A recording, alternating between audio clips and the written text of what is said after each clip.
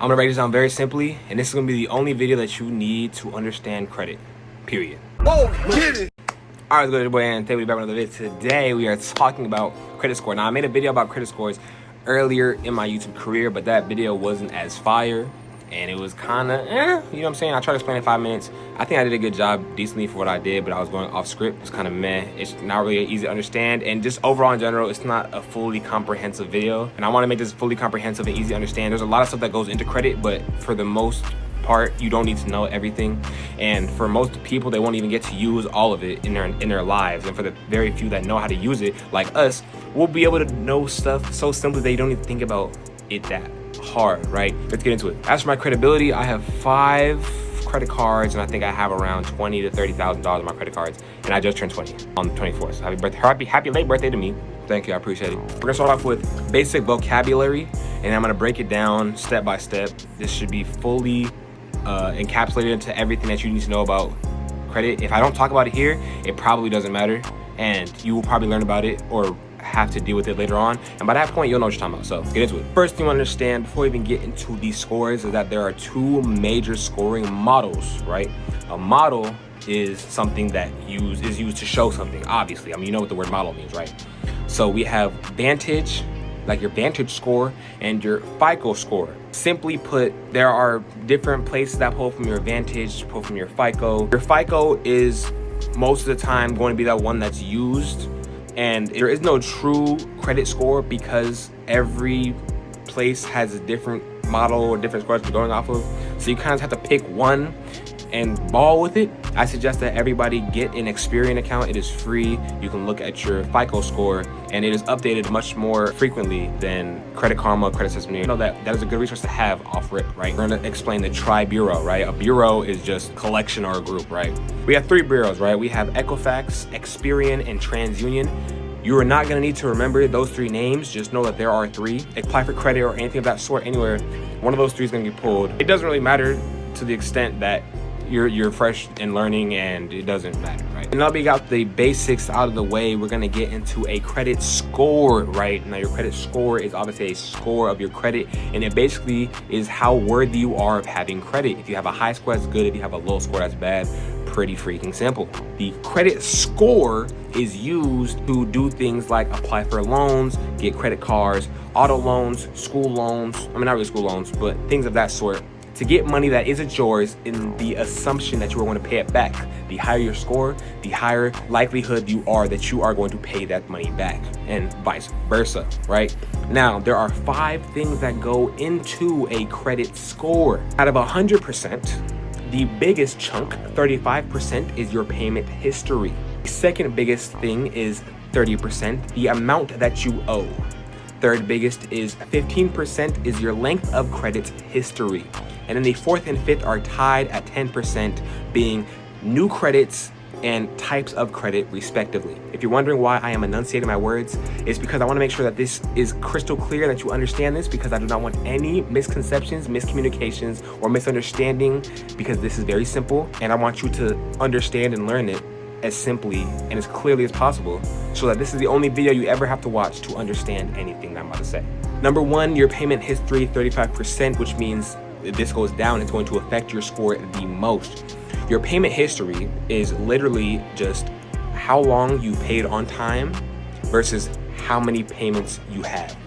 100% payment history means that for every time that you have owed a balance, which is every month, you have paid on time and the right amount. Now, we're gonna get into that amount later, but that is what that means. If you miss 1 payment, your payment history will drop from 100% to a whatever. This is going to stay on your credit report for 7 years. Now, that is a long time. That's why you don't want to miss your payments. That's why we have things like auto pay on most of our credit cards and loans, so that it can automatically charge you so that you don't have to worry about missing the payment. Now, the payment that you have to pay is the minimum amount required by the card that you are using. This varies from card to card. Most of the time it's between $20 to $40. That is your minimum payment. That is the least that you have to pay to have and make sure that your payment history is on time. If you owe $100 and you only pay $40, you are still paying on time, but The $60 that you do not pay will roll over and become debt. Something else that we would talk about later. Number 2, amount owed. How much you are using or how much you have used.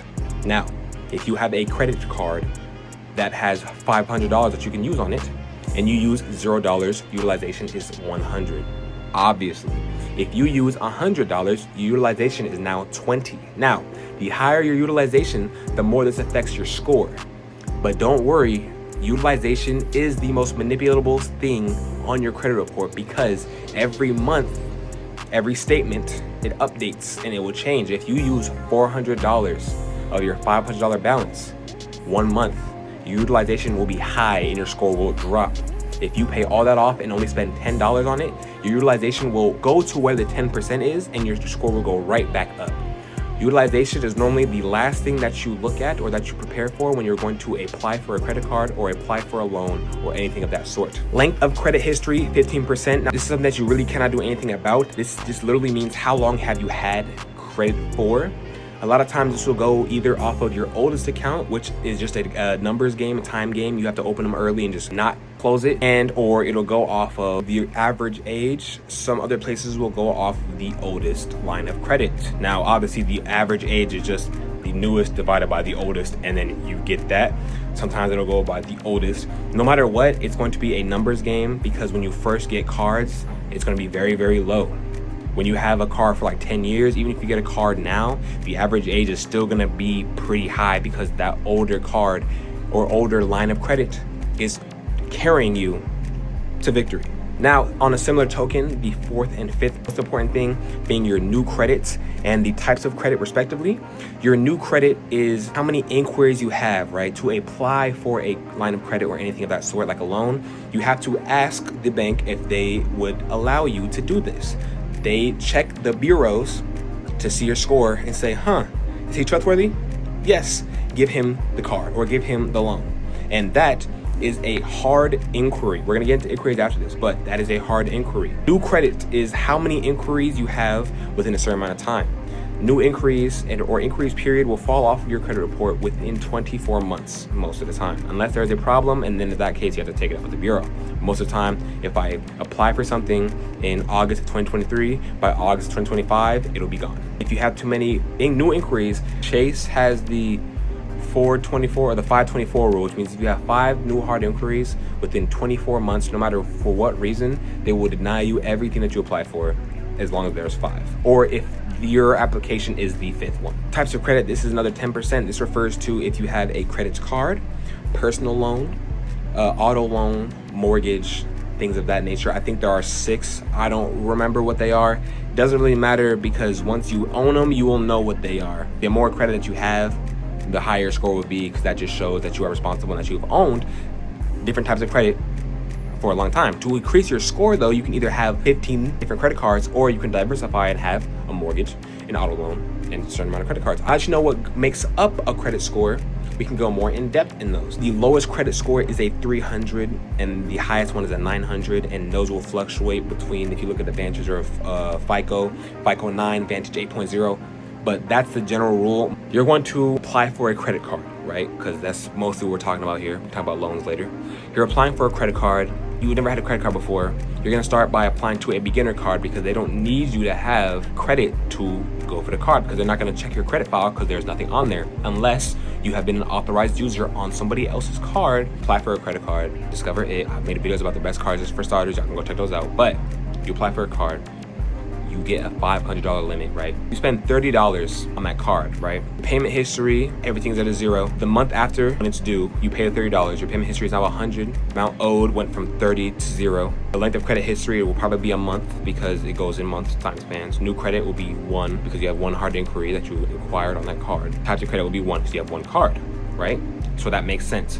If you take everything I just said and put it in that situation, it all makes sense, right? Going on to inquiries, right? We're talking about inquiries and we're asking the credit bureaus to check our credit scores to see if we are approved for something, which is a hard inquiry, right? Because they check your full credit history, top to bottom, to see if there's anything that they don't like. And if they don't see anything that they don't like, then they will give you the card, right? We have something else called a soft inquiry, which comes from things like asking for a credit line increase, right? And that is when they skim over it to look at the most important things to see whether or not you get a credit line increase, right? Places like Experian, Credit Karma, Credit Sesame do soft inquiries to see your credit score. They're not checking your full credit score top to bottom. They're getting the most key, vital, important things to show you. And for a credit line increase, which is where you ask if you have the ability to go from that card that had a 500 to 1,000, or to ask them if you can put more money on there. That is normally something that is done after 6 months of owning a card, or 6 months after a previous credit line increase, because they can look and assess you based off of the last 6 months to see that if you are worthy for more money or not.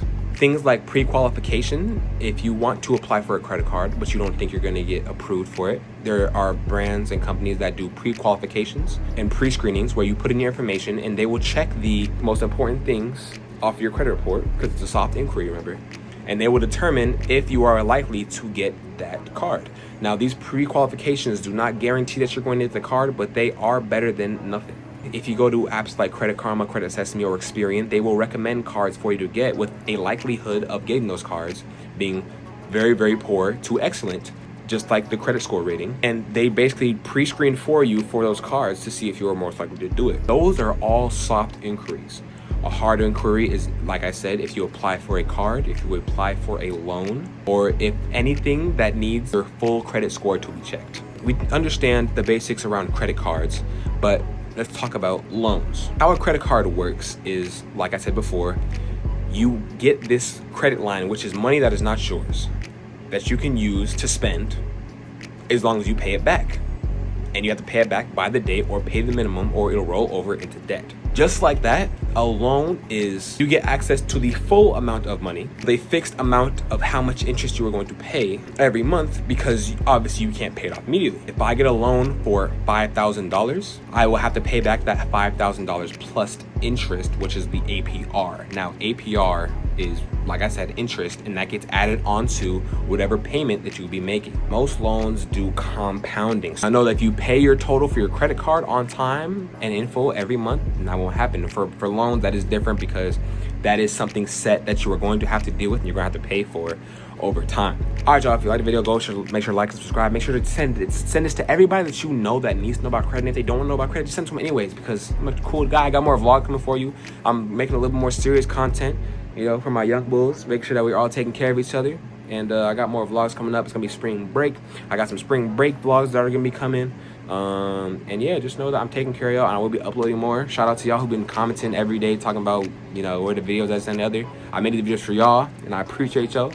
Solo, I know you probably watching this video, bro. I got this for you, and I got more content for you specifically, brother. I know you've been white, you've been feeding. I got you, bro. I make these videos for y'all. Anyways, tune in next time when I make the ultimate beginner guide to handling your finances.